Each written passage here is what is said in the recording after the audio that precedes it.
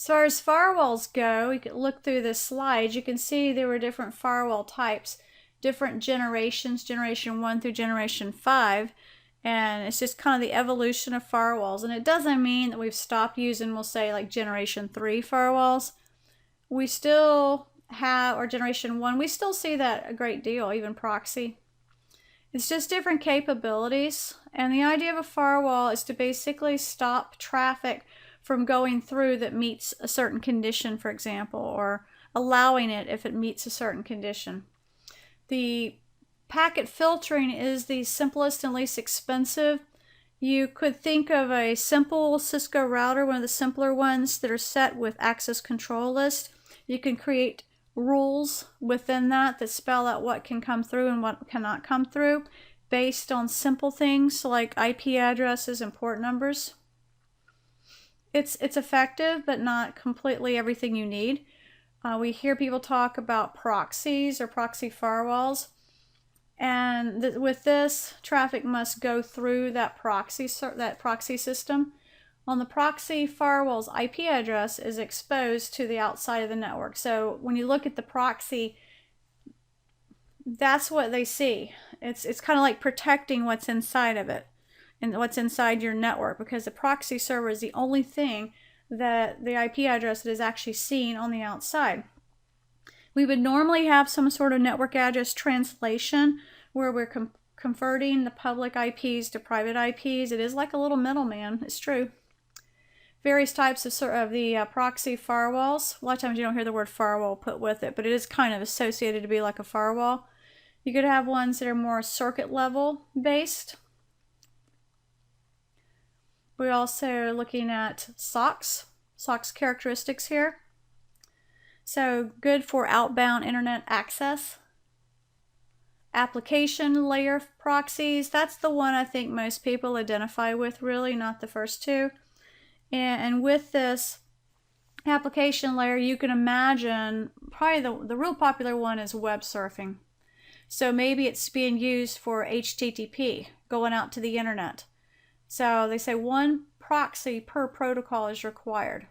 So super common, and obviously it covers more than just internet surfing that you might be using a proxy for. Stateful, a lot of times I've in the past have called this the best of the best, but it's not the absolute best, but it's a really good one.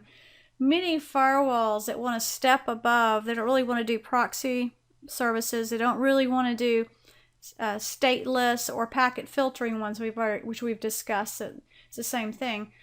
They want to use ones that are a little smarter. They're called stateful firewalls.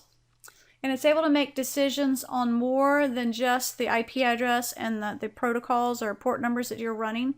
It also is able to do historical comparisons with what packets have been sent beforehand and the condition and the content of the packets. And it basically puts together a table. They call it a state table.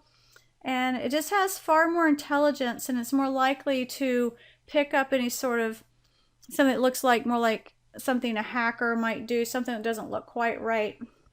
So these firewalls are far more intelligent.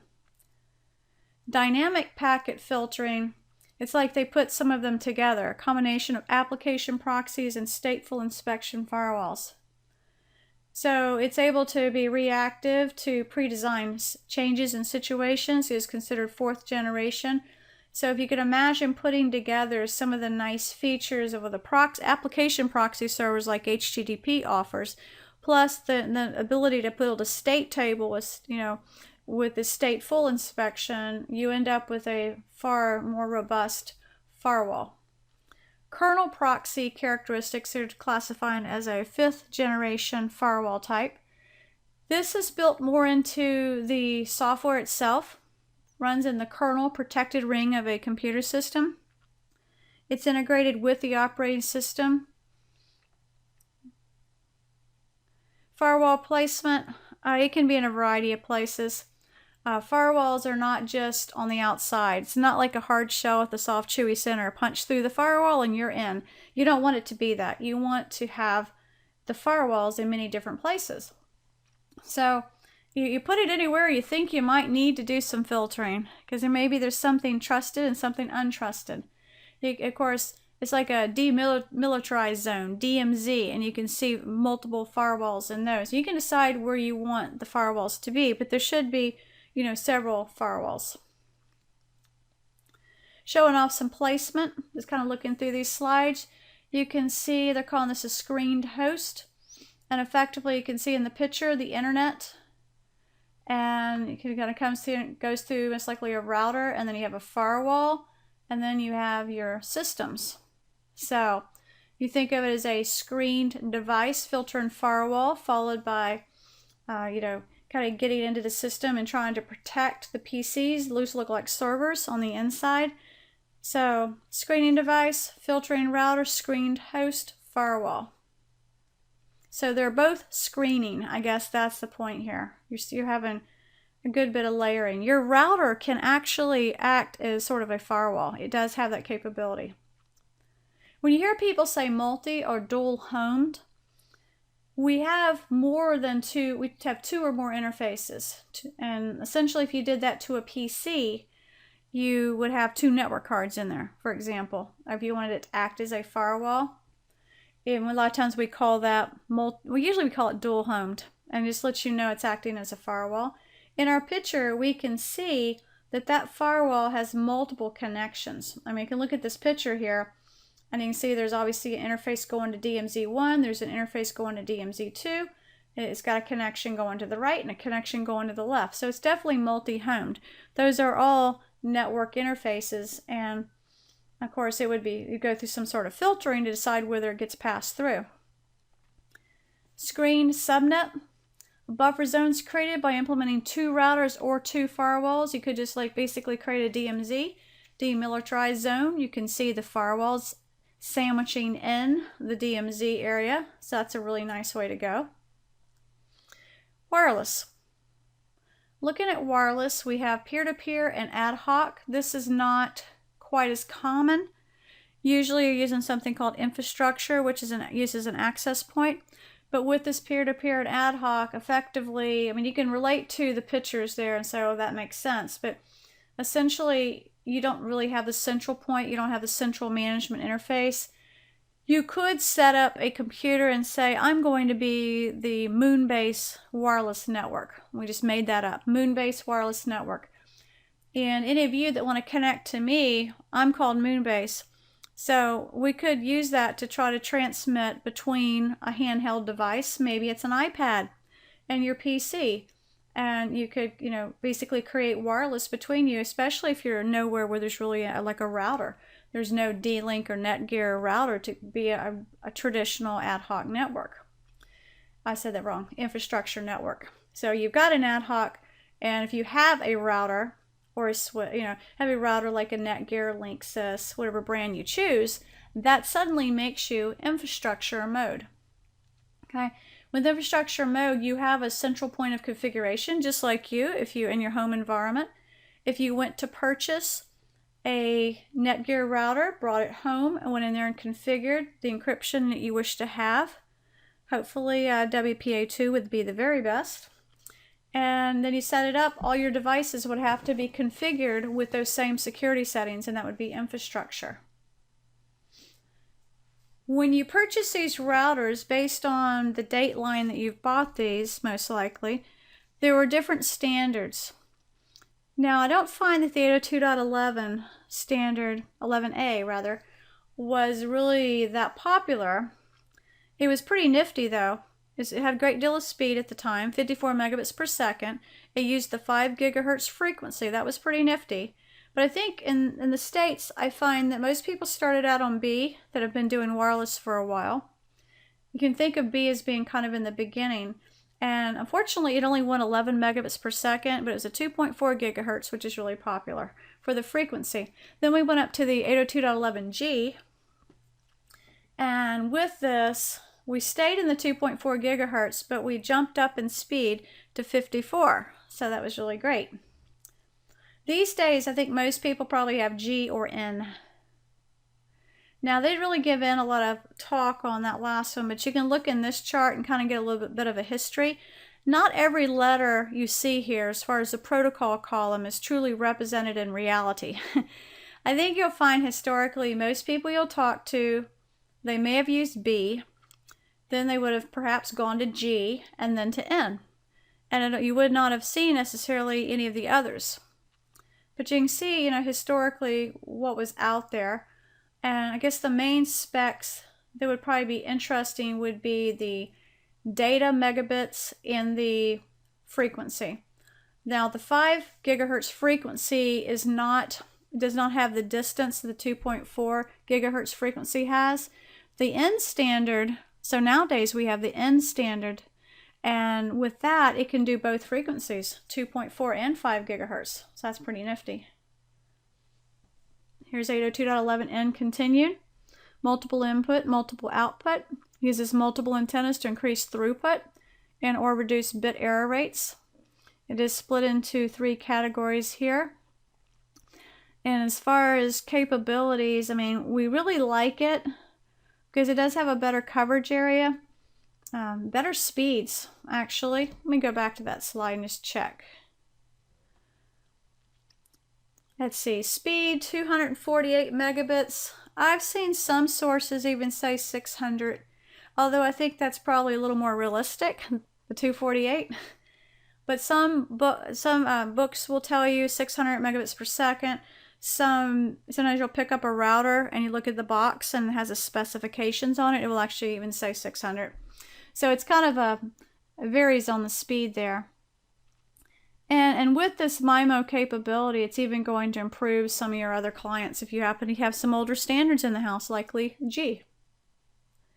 Database basics. With databases, when you think of what is a database, it's a collection of information or data that's stored in a computer system, and it's organized with words like files, records, and fields. Fields is a bit of an older term I don't hear as much, but I'm used to saying it because I've been around with databases for a while. Now, database management systems, these are the collection of the programs that let you enter and organize and select data in the database. And there's different types of databases: relational, network, flat, hierarchical. And it's just how it actually organizes the information. Now, relational databases are super popular. Just giving you a little history here. Brands that are products you could recognize, probably Oracle, Microsoft's SQL Server. Those are probably the really big ones, and some others are listed there too. Microsoft Access, that's another one you might know. When you look at database, kind of like database terms, a really popular one is tables. It's a collection of data or data structure linked through relations. Tables are constructed of rows and columns. It kind of reminds me of a spreadsheet, sort of, because you have columns and rows, and when you look at a table, it looks like that. A record set is a requested data, a subset of the entire row.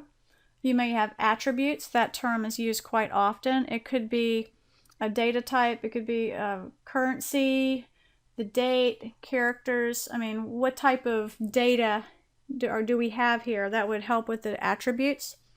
Domain, a set of allowable values.